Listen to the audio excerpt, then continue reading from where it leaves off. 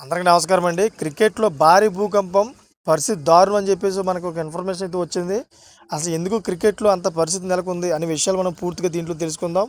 అదేవిధంగా చాలామంది వీడియో చూస్తున్నారు కానీ లైక్ చేయట్లేదు. దయచేసి లైక్ చేయండి ఫ్రెండ్స్. అదేవిధంగా చాలామంది సబ్స్క్రైబ్ చేసుకోవట్లేదు. దయచేసి సబ్స్క్రైబ్ చేసుకొని ఈ ఇన్ఫర్మేషన్ 10 మందికి షేర్ చేస్తారని కోరుకుంటున్నాను. ఇంకా లేట్ చేయకుండా వీడియోకి వెళ్ళిపోదాం. ఫ్రెండ్స్, క్రికెట్ ప్రపంచం మరోసారి మ్యాచ్ ఫిక్సింగ్ కారణంగా సిగ్గుపడాల్సి వచ్చింది. ఈసారి భారత దేశావళి క్రికెట్లో ఈ అవమానకర సంఘటన వెలుగులోకి వచ్చింది. అస్సాం క్రికెట్ అసోసియేషన్ కార్యదర్శి సనాతన్ దాస్ శుక్రవారం మీడియాతో మాట్లాడుతూ నలుగురు ఆటగాళ్లను తక్షణమే సస్పెండ్ చేసినట్లు ప్రకటించారు. సస్పెండ్ చేయబడిన ఆ నలుగురు ఆటగాళ్లు అమిత్ సిన్హా, ఇషాన్ అహ్మద్, అమన్ త్రిపాఠి, అభిషేక్ ఠాకూరి.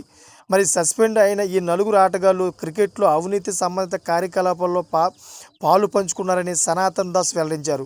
మరి ఈ ఉదంతం సయ్యద్ ముక్తాఫ్ అలీ ట్రోఫీ అదేవిధంగా 2025 టోర్నమెంట్కు సంబంధించింది. అసోసియేషన్ కార్యదర్శి సనాతన్ దాస్ ఒక ప్రకటనలో ఈ విషయంపై మరింత స్పష్టత ఇచ్చారు. మరి ఆయన తెలిపిన వివరాల ప్రకారం ఈ నలుగురు క్రికెటర్లు గతంలో వివిధ స్థాయిల్లో అస్సాంకు ప్రాతినిధ్యం వహించారు.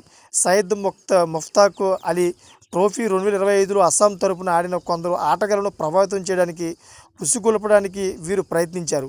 మరి ఈ ఆరోపణలు వెలుగులోకి రాగానే బీసీసీఐ అవినీతి నిరోధక విభాగం ఈ విషయంపై దర్యాప్తు ప్రారంభించింది. అస్సాం క్రికెట్ అసోసియేషన్ ఈ నలుగురు ఆటగాళ్లపై కేవలం సస్పెన్షన్ విధించడమే కాకుండా వారిపై నేర విచారణ కూడా ప్రారంభించింది.